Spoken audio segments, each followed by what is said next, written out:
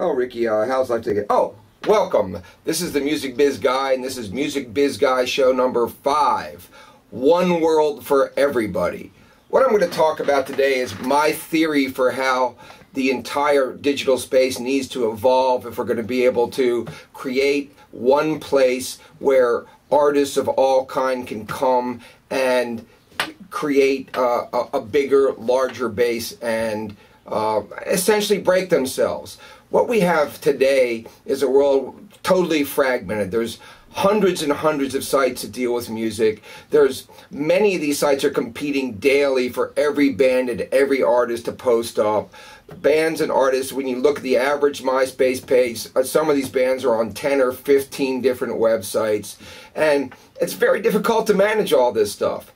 In my world, the world that I came from, which was the record promotion world of the last 50 years, it was a terrestrial world. In that world, everybody played on the same turf. That world didn't change until 1981 when MTV came in. Up until that point in time, all we had were channels of distribution that were controlled by either record companies or radio stations. So everybody wanted to get in that world where they were part of a record company because the record companies were the only people that could really get you played to a great extent across the country at radio. Certainly 10, 15, 20 years ago, large regional artists were able to break themselves out of their marketplace and draw attention from record companies, but those days are few and far between. So what must we do today to accomplish the same result in this digital world?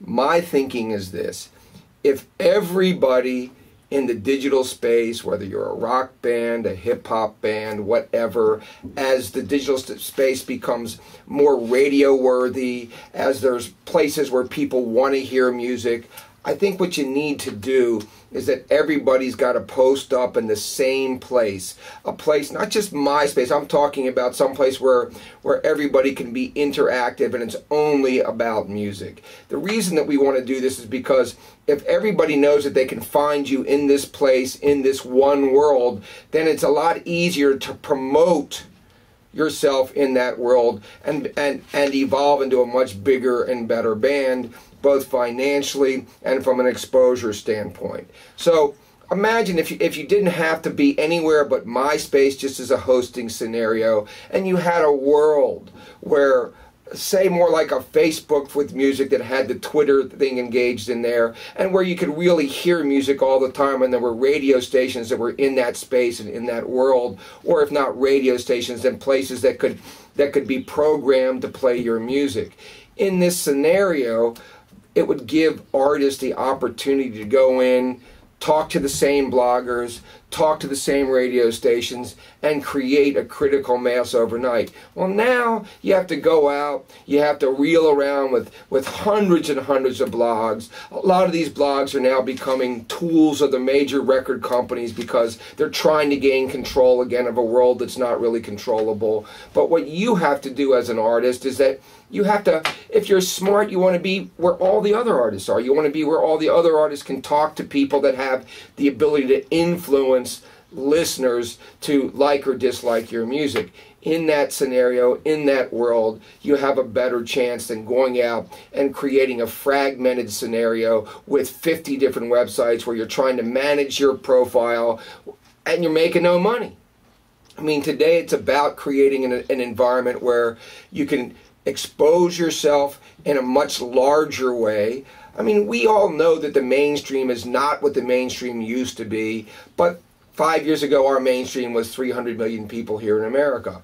Today there are people that argue that there is no mainstream, but I'll say that maybe the mainstream has been reduced to 1/3 of the size that it was before, and that's being overly conservative, I think. But that still means there's 100 million people that could be attacked and influenced to like or dislike your music. And of the other 200 million that are sitting around doing nothing, basically there's ways to get to those people as well. And if they began to realize that there's a place, one place where people can come and make music decisions about your stuff, and where there's some place that filters you up into a real scenario that where you can promote yourself to the owners of the website, to the people that are talking within that website, to where you can build large networks of fans and utilize them to your own benefit in one place. It's hard to do it when it's in 10 places. It's hard to do it in a MySpace where there is no real viral activity that can really take place,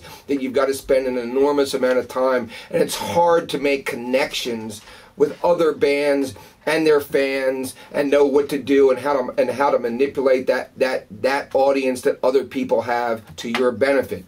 In the old days, if you had a great record, you could get signed by a record company. That record company would then spend, basically hundreds of thousands of dollars to get you promoted to whatever format you were in to those radio stations. Today, radio is much less of a factor than it was before, because there's only 20 slots regardless of the format you're in. If it's a rock format, pop format, hip-hop format, they're playing 20 new records. That's it, maybe 25. They're not willing to expand their base because they think that this research-driven machine that's out there, they call it a people meter, which is determining the fate of what gets played at radio, is really a determining factor. I believe that it's not. I've always believed that research at radio has been kind of worthless and has basically driven it into a homogenous the homogenous formats that they are today, and are not helping anybody. So getting back to the final point here, everybody needs to ultimately come and play in the same place, in my opinion.